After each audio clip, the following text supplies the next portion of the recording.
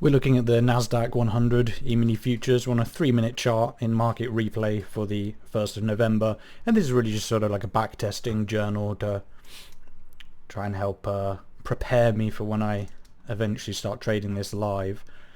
So yeah, one of the main problems is sort of like overthinking, over analyzing, asking questions. What if it does this? What if it does that? And if we just sort of jumped in here, it's like we have to remember, if this was live, we having all this constant like movement here, it'd be like very difficult to figure out what to do. So this is sort of like the abbreviation of the last sort of 6 months of research I've been doing with ICT. So well, the first thing that I'm doing is trying to just determine a bias for whether I think price is going to be sort of going up more throughout the day or the opposite. So the first thing I can do here with this daily bias is to simply break it down into real simple questions. Has price gone below the previous New York PM session high and low? So this grey, this is New York local time, by the way. So between 1:30 and 4, I'm gonna basically mark out the low and put that in green, and then also mark out the high and then just put that in red. And so if we look at this, we can see that as of 8:30, the first of those levels that's been taken is the PM session lows, and then this blue here represents the London session between 2 to 5 a.m. as well, and we can see that these highs are still intact, whereas this low here has been taken. So based on this daily bias being bullish, below PM session lows, that's a check for that. Due to swing below relatively equal lows, so the relatively equal lows would sort of be this stuff here. Just a bunch of lows that are, relatively close together, and there has been a significant move below there as well. And then lastly, have the relative equal highs remained intact, unbroken. And yeah, if we look at all of the highs here, we've got this level, we've got all of this. Most of these highs haven't really been tested. So based on what this prediction is saying, we should be anticipating price to sort of be bullish throughout the day. So we've got to remember that this would be live, and there'd be all this kind of movement happening, and while we're analyzing this, the chart's like moving forward. So I'm just going to move it forward every now and again just to try and simulate that. So then we can go to our entry requirements here at the top. So the first entry, number 1, has buy side liquidity been taken. That would be represented by this green line here. So yep. So we can start basically just typing this up.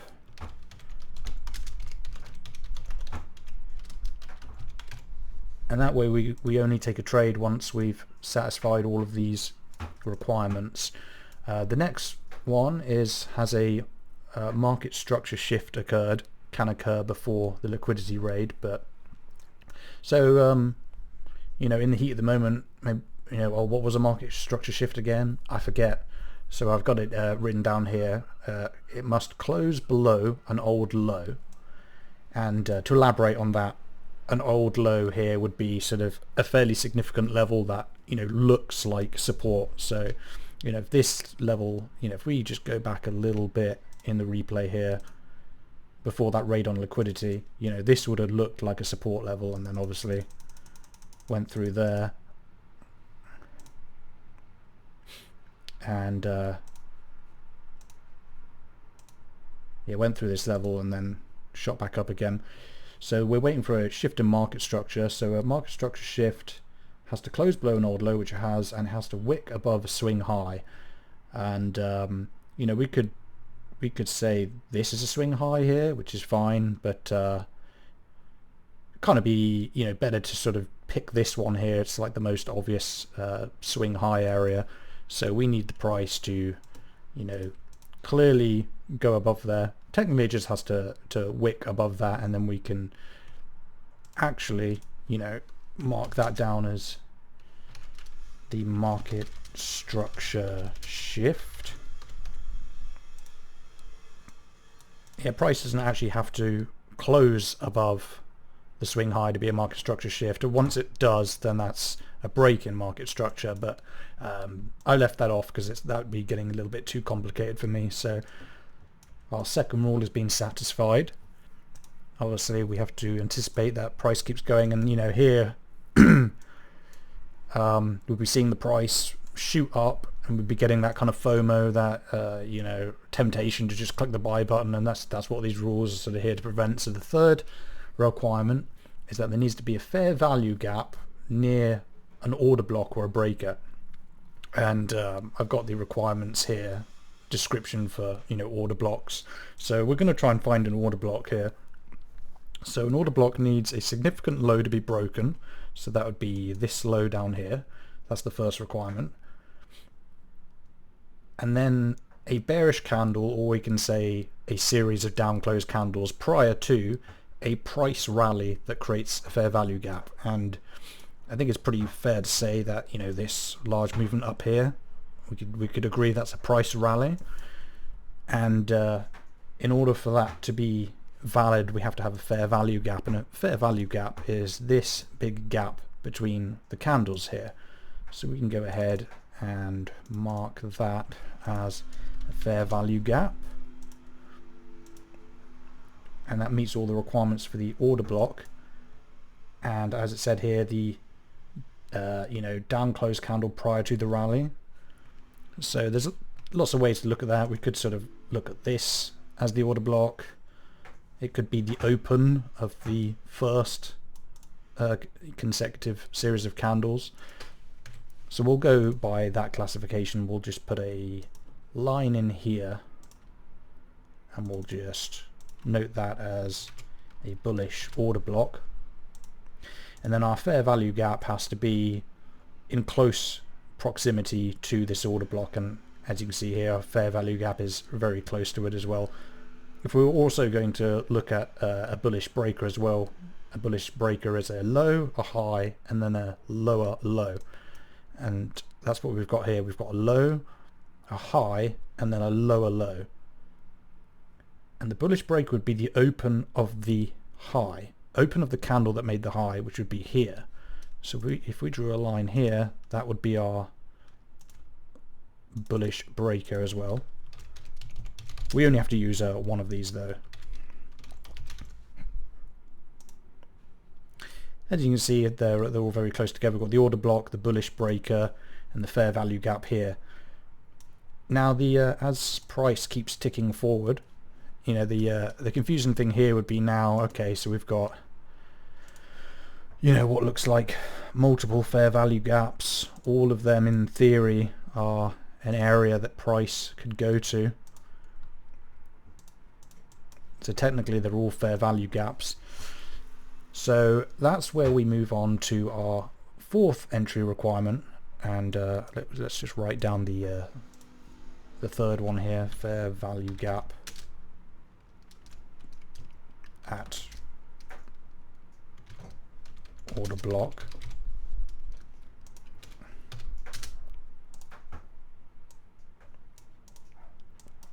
Then we'll move on and see if our fourth entry requirement has been satisfied. The entry is within discount brackets target projection fib. So down here, this is sort of like a concept I've sort of added to this ICT model. A fib from the most recent low. So the most recent low would be this swing low here. From the most recent low to the market structure shift high, the high that created the market structure shift, which would be here. So we're going to take our fib tool, we're going to go from here to here, and then the discount area would be the red. And if I just you know, create another one here, so basically In the green, that would be a premium, and we're looking to buy, so we have to be in a discount. The reason we've got this 0.79 level here is, well, yes, we want the price to come back down here to fill our order at a better price. If it comes down too far, there's a kind of risk that it would create a market structure shift to the downside. If the price came all the way back down here, all the way to here, started making a lower low here, that there's a kind of real danger that it could just be sort of start moving to the downside, and this whole move here could be the sweep on liquidity. So that's why we've got this level here, so we can actually refine this box here. We don't want to enter within there, and of course that concept also eliminates these fair value gaps. This fair value gap is in a premium, so we can remove that, and that just leaves us with this area. And then finally, the price is below the New York midnight open, which is already marked out on our chart here as well. So that, let's actually just go jot all of that down, because this would be really stressful in a live environment. So actually typing it out is sort of a way just to make it make sense. Entry is within discount, and just put that here or something. And then finally, number 5, price is below the New York open, which it isn't yet, but we're actually going to be using a limit order to fill that. Now that we've met all the other requirements, the last requirement is that the price has to come below this New York open. So the reason you might be asking, well, why not put an order down here or something?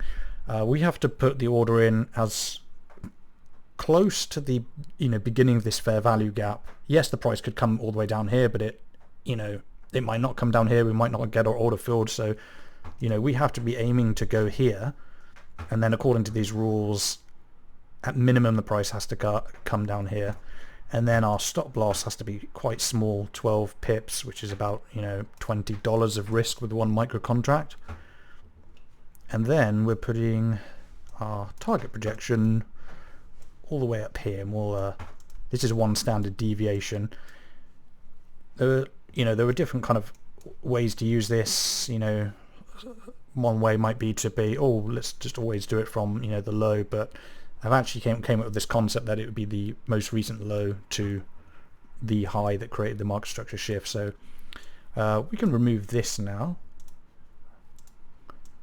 We've got our order actually on the chart now, so now we have to wait to see if it gets filled. And so price should do what we're expecting. Now I happen to sort of know, I knew the price was going to go up, so this isn't, really fair. But when I initially came here, I chose just the 1st of November, just going back a month, and this seemed like a pretty nice example. But in the next example, as price moves to the PM session, you'll see how, a trade can fail if the rules aren't followed. So price wicked down here, possibly only for a brief second. So that's why we've got this limit order here. So now we would actually be in the trade. We can just, we don't know how long this is going to last, but you don't want to be in a trade for much more than like an hour. And this would be really stressful because, we're in profit now, and you'd be thinking, would it be better just to close the trade now? We see a red candle, it, might kind of freak you out, might give you the compulsion just to end the trade prematurely. And so what we can actually do is, yes, we've got this standard deviation based on the target projection, but to sort of help add a bit more context to that, we can kind of zoom out to a 15-minute chart. We're going to kind of scroll back and try and find something that sort of supports the idea of price getting to that level, because it's quite an ambitious profit target. So we're going to go back a few days in the chart, and we're looking for possible areas that price might want to reach to. So we've got an opening gap here, which price is definitely going to want to go and fill that. We've got a high here, We've also got this here can also be a bearish order block as well, and that would be the open of that candle here. So the open of that would be the bearish order block. So you know, we could actually just move that one up there. That's kind of price would often, the idea is price will often retrace back up to an order block. So we've got something that sort of supports the idea of price going up there, and obviously our profit target is below that, just sort of, you know, to be conservative. So we're going to keep watching price do its thing. Increase this just to show how long the trade is lasting.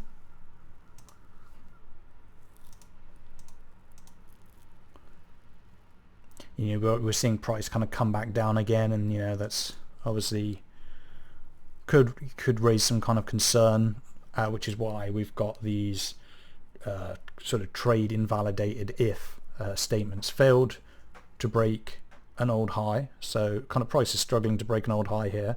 So if we're getting concerned about that, we maybe say, well, this is a swing high, it's failed to sort of break this high. The first step, move the stop loss to break even, so that would take the risk out of the trade. And we keep going, and we're seeing sort of price jot down here. We've got our second trade invalidated if a down close candle is violated. So yeah, we've got red candles, red, green. So we take, you know, this red candle here and we say, okay, we have a green. Now if a red candle comes down and closes below this one, that's violating a down close candle, and that would be what we're looking at. So, you know, if a red candle closes below here, we would consider that a down close candle being violated, which is not what we want to see. So luckily that doesn't happen. And at this point, price has hit our profit target, and it's also hit the retrace back to that order block from a few days ago on the 15-minute chart. And once it reaches that level, price seems to, you know, stall out a bit.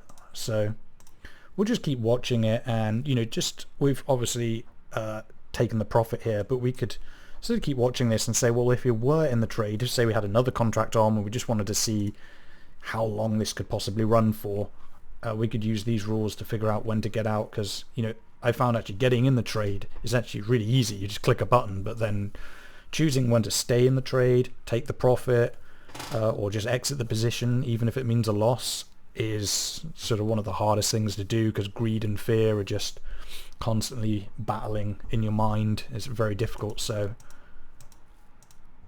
a swing high, by the way, is where we have 3 candles, you know, a wick and then a lower wick either side of it. So, you know, if we just draw a little box here and we'll say, like, that's a swing high, and we're looking for a swing high that fails to break an old high. So keep looking at this. So price coming back up again, and as we can see, it's failed to make a new high, so that would be where we're moving the stop loss to break even. And we've also got a down close candle that has now closed below another down close candle here, which means we would now move to the second step, which would be to move the take profit to the previous high. So if we were in this trade, we would now be moving our take profit to here, with the hopes that price would, you know, wick back up and get us out at the best price possible. And that doesn't seem to be happening. The next warning would be a market structure shift. So that a market structure shift, if we changed to the sell conditions, would be closed above an old high, which I guess we could kind of say this here would be closing above this high, and then wicked below a swing low. So if this was the last swing low here, we've definitely gone below that, and in fact we would be exiting the position on one of these 2 candles here. We wouldn't be waiting for price to come back down, because it's come back down to our you know, where we originally took profit. So actually the whole purpose of that would be, on this candle we see a close that violates the down close candle, and then the next candle here has created a market structure shift. That's where it's closed below the last swing low. So that would be where we'd be exiting the position if we, you know, for some reason decided not to stick to our rules. So let's just clear some of this stuff off here. Now this is where the trading would be getting actually more dangerous, because we've just had this really nice profitable trade, and that's probably, you know, boosted the confidence, and now we're maybe you know, addicted to the endorphins, saying, oh well, let's get in another position even if it doesn't necessarily meet all the requirements. This grey box here would be where we're allowed to take a trade, allowed to stay in a trade once it leaves the grey box, but once it reaches the red here, that would be the lunch. So we wouldn't be, once we'd had our big move in the morning, we would be expecting this sort of nothing movement into some sort of consolidation over lunch. We wouldn't be expecting anything, you know, decent to happen until we actually reach the PM session, which would be here. So we wouldn't even be you know, considering getting in another trade until here, and that would help curve the compulsion to just jump in another trade after a profitable trade. So we might be thinking, oh okay, well the price has gone up, and so clearly it must be coming back down now, but our daily bias is still bullish. You know, there'd be a tendency to say, well, price can't possibly go any higher, but you know, our daily bias for the whole day is still bullish based on, you know, everything we discussed earlier. So we are still looking for long positions. So we're gonna have to go through our checklist again. We have to say, has buy side liquidity been taken, which would be equal lows. So as you can see, we had all these equal lows at lunch that got taken here. So we'll just go ahead and start doing our rules again.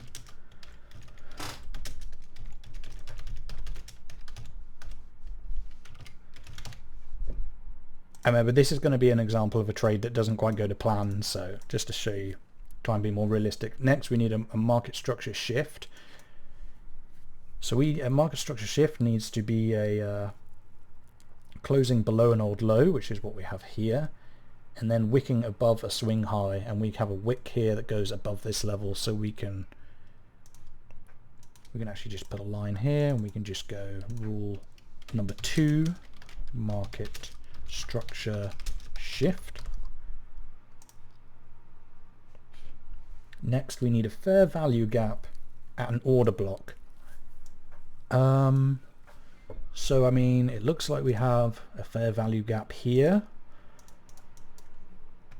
As you can tell, this price movement here is very kind of like noisy, more condensed. It's, you know, very different to the kind of action we had in the morning session. So already that should be a warning sign. It's kind of a little bit more difficult to make out what's happening, but we'll still try and make the trade work anyway. So we need a fair value gap, and we need an order block as well. So an order block is a significant low was broken, then the last series of down close candles before a rally that created a fair value gap. So this would be the last series of down close candles before a rally that created a fair value gap. Now, while this is a rally, and it did, you know, make a small market structure shift, this rally here is nowhere near as you know, clear to identify as this. I mean, this was clearly a rally. Price, you know, shot up, created this large displacement. Here it's a little bit more difficult to having to zoom in and try and say, well, I guess it's a rally, but you know, each trade is different, so we're just going to kind of go ahead with this and say, yeah, this is a fair value gap.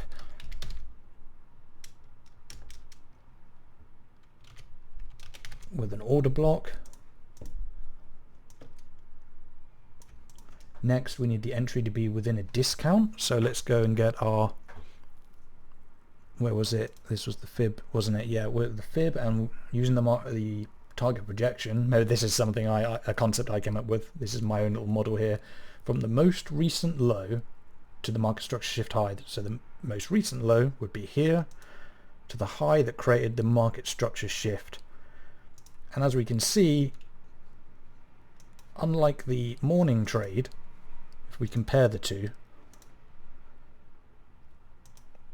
we can see how this one predicted a much bigger profit, whereas this one here is, you know, predicting that, well, we're only going to get, you know, a much more conservative move upwards. So this, you know, rather than always trying to say it's going to go up by a certain amount, this kind of gives you an idea, like, yeah, the price is going to go up, but it's not going to go up as much as it did last time. So,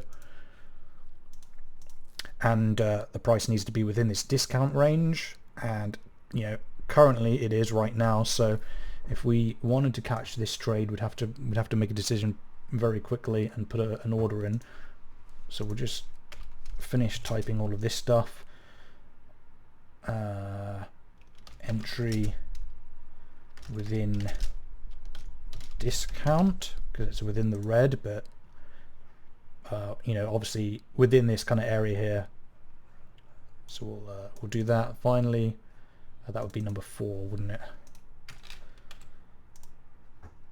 This is number 3 here. It's a bit more difficult to see. I'm just going to drag that out so we can see it. And then finally, number 5, price must be below the New York Open, but the New York Open is all the way down here. So there's no way price is going to go down there. So our 5th requirement hasn't been met. But this is kind of where the trading gets, you know, dangerous. It's like, well, I've just had this big win here. It's like $200. Even if I lose this trade, you know, it's only $20, and I'll be happy to walk away on a loss. So here I'm going to sort of simulate what would happen if we just try to explain away this rule, come up with some, you know, some reason why we didn't have to follow it, and, you know, based on the confidence we have from the morning session, we put in our order here. We do our 12 pip stop loss, put our take profit up here, and now we're going to see what happens.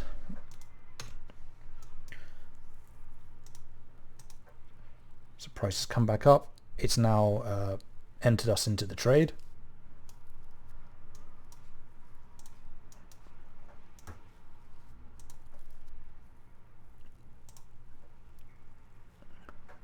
Now here we've got our first issue.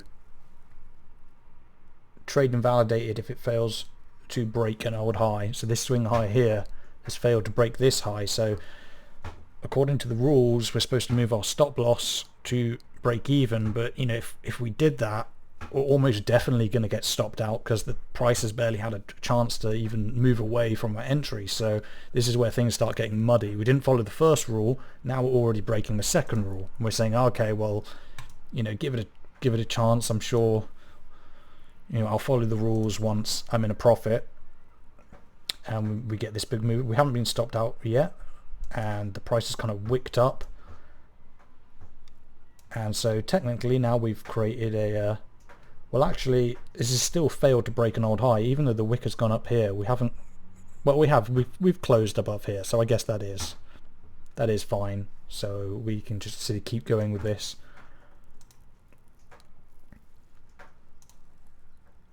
And then prices come back down again, and now we're getting close to our second warning, which is a down close candle. If this candle closes even sort of half a pip lower, then technically we're supposed to sort of be moving our take profit back down here and just try and get out with whatever profit we can. But since we've already broken, you know, a whole bunch of rules now, why not just let this trade play out? And here we go. This is the problem. A down close candle has now been violated. So I guess at this point we're going to have to sort of say move the take profit to the last high. But, you know, at this point, kind of what's the point in doing that? We're just going to put it back to where it was. I'm going to try and remember where that was. We have to do this, don't we? We have to go from the last low to the market structure shift high, and yep, that was where we were aiming for. So let's see what happens. Prices come down, stopped us out, and in typical fashion, as soon as it wicked us out, it went up and hit the predicted profit target. And this is where things would start going down a slippery road, because obviously that'd be very frustrating. As soon as you get wicked out by, oh, maybe if we just increased the stop loss a bit more, we could have got that profit. But it all went back to not following all of these rules here and simply saying that we should be sitting on the sidelines because we don't have all of the conditions met. But it's still nice to see that the concept behind the trade did still work, and that would sort of be what we do. And of course after we get stopped out of the trade, the price continues to go up to where we originally thought it was going to go. But yeah, that's sort of an example of a journal. Let me know what you think.